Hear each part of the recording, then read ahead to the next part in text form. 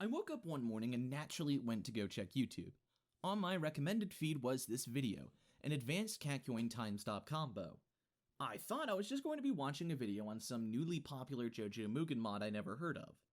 Lo and behold, I was wrong. In Heritage for the Future, a game released now 23 years ago, it had been discovered that Kakyoin had a time stop. Buried under the most obscure input I think I've ever had to read for a non-SNK made game was an already busted tool now given to one of the game's greatest top tiers.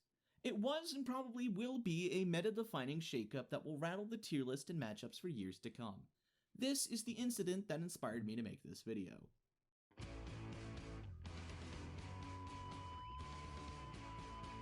Akin to last time, we're covering a sort of broad ground. Though last time's video on complexity was more akin to New Zealand, here we're covering the whole Australia.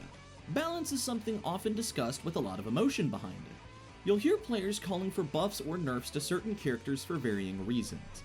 Maybe they have some sort of loop or exploit, they're bugged out, or are generally just killing the game's meta. It could be as major or benign as the claimer needs, so long as it's a reason. Now, as for my position, allow me to say this. I cannot teach you, watching this video, how to balance a character. There is no magic formula that will make a character instantly beloved by competitive players and casual players alike. I can, however, instruct you on different balance philosophies and their advantages. It is, of course, up to you how you wish to balance your creations. These videos are aimed towards a newer demographic of workshop creators who have never played a fighting game before, or whose prior experience is only with Super Smash Bros. I also try to leave advice for current creators, but it is up to you if you wish to take any of this into your own personal beliefs. I encourage discussion, not arguing. I am admittedly quite dogshit at Rivals of Aether as a player. In order to have a much more formed opinion separated from my own personal observations and opinions, I have taken the time to interview others who were willing to let me do so. I asked them a series of questions based around balance and topics I plan to cover in this video. For their sake, I have decided to keep them anonymous. However, in my collection of interviews, I did my best to gather differing perspectives on the subject. I interviewed 2 developers, 2 extended workshop balance team members, and 2 top-level players, because inevitably intent drives the decisions of balance. Depending on your mindset, you could be more inclined to change things in certain ways. I've noticed that developers tend to focus on making a majority of people happy with their character. Players tend to focus on changes that benefit them in some way, and balance team members focus on changes that try to make the metagame as a whole more exciting or interesting. I'm not saying because you're X, Y, or Z that you immediately fall into the respective mindset, but it was something worth mentioning because of how much it can dictate. If you're playing with the character you created or are receiving feedback from someone who really enjoys playing with the character, you are more inclined to give buffs rather than nerfs. The same could be said vice versa if given feedback by the balance team.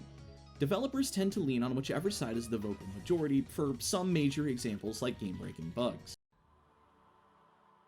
It's probably better to start on buffing. Buffing to players is fun and exciting because it usually brings something new to the table or changes up the status quo. Whether it be making options safer or riskier when being landed or parried, new combo routes, or even new moves entirely, buffs get people excited. It's no real wonder why we like new things because we're human. Focusing on a buff-centric philosophy tends to lean on examining things and how to make them better. There's more emphasis placed on bringing up lower-tier characters than simply knocking down top tiers. Congrats to the Dirt Rat hive mind, today you get your goat. Olympia has been under some scrutiny after a rather pointless buff had been proposed to increase her range. Already, she seemed to be a fine enough character. Several people in the community of all skill levels seem to agree with that, tourney player or not. So, why the change? It's been brought up because of something you'll probably be used to hearing as a workshop developer. It isn't like Basecast. Despite being, really well designed and balanced at this time, Olympia's normals didn't stack up to the normals in Basecast. Basecast is viewed as a factory setting standard for Rivals, and there is a small subsection of people who play Basecast characters that desire for workshop characters to be closer to the game's base roster in many ways. This lets me bring up something important for buff-centric philosophy, and that's cranking out buffs that don't need to be. Try as you might to find something worth improving or changing something to your character, you'll most likely end up dry. This can potentially lead to you fixing something that doesn't need fixing, only for it to be retracted on later. If you want to focus on buffing characters for balance, know there's a limit, and at some point, you're going to have to chisel off those buffs. Focusing on nerfing can also lead to the same result, however. Nerfs, or debuffs, weaknesses, etc., are the necessary as cons to pros. Whether it be increasing the end or whiff lag, removing combos, or reworking moves so they're weaker than originally presented. Characters need to get hit hard sometimes with nerfs for the sake of it feeling like everyone is playing Rivals of Aether, instead of one person playing Rivals and the other person playing Marvel vs. Capcom 2. The same problem of prioritizing buffs can occur here as well. Either way, you'll eventually run out of things to change and need to leave them as they are, though in Workshop this is exceedingly rare. Either side has productive workflows. I've heard for some that creating a mechanic over the top at release and working down on it is much easier than underselling something and working your way up to it. I've had others tell me the inverse as well, so really it's down to personal preference, whether you want to buff or nerf more than anything. There is something, however, that you should be focusing on whether you like buffing or nerfing more, and that's fun. A lot of Workshop in recent memory has been focused around a balanced and competitive roster, a roster that seems less focused around things being fun instead. The difference between a game roster made by game developers versus a game made by competitive fans of that game is a focus away from fun. In the end, almost every character, not just in Rivals, was designed much as casual play as they were for competitive.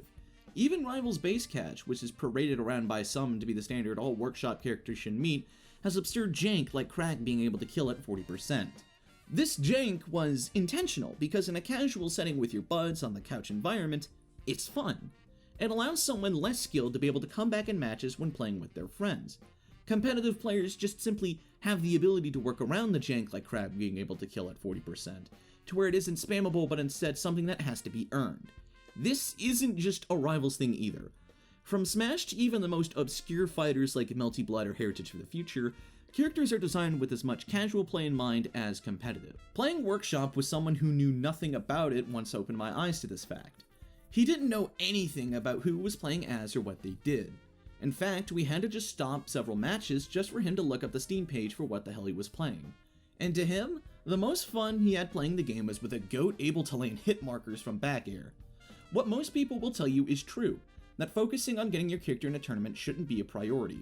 But you need to go beyond that and not put competitive play as your all focus. That aforementioned jank creates top tiers, which helps shape a meta. Even chess, the oldest game of skill in human history, has an obvious tier list of units based on their power. Because as much as chess is a competition, it's also a game. Focusing on making a character for a game first, and competition somewhere later. My advice to you, sincere and earnest, is for you to study. If you have a mechanic you like, or a character you wish to make similarly in Rivals, study. And don't just study the 3 big Smash games, Melee, Ultimate, and 4. Study something out of your comfort zone. Study something from Guilty Gear, Skullgirls, Street Fighter IV, Under Night, or hell, even obscure fighting games like Warzard, Red Earth, and Heritage for the Future. Like art, fighting game design requires understanding not only to perform well, but also before you can truly start messing and breaking with it. Thank you all for tuning in, and I'd like to especially thank those who agreed to be interviewed. I know I looked like a rambling drunk when I came to talk with you, but the conversations we had were eye-opening for me in many ways, and I hope I did my best to convey those points the same to the audience. Thank you for watching, I love you all, have a good night.